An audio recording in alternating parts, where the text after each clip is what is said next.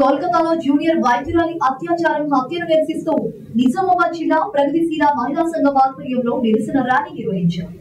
ఈ ఘటనపై సుప్రీంకోర్టు న్యాయమూర్తితో విచారణ జరిపించాలని సంఘం జిల్లా అధ్యక్షురాలు గోదావరి డిమాండ్ చేశారు.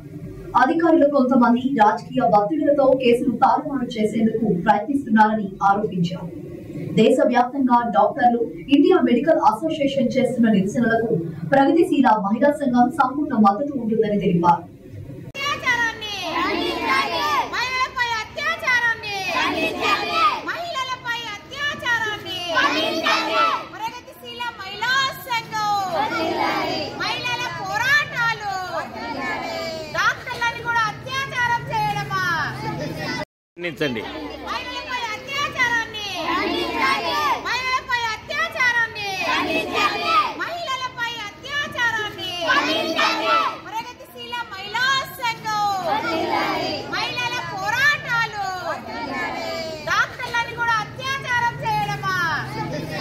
నించండి.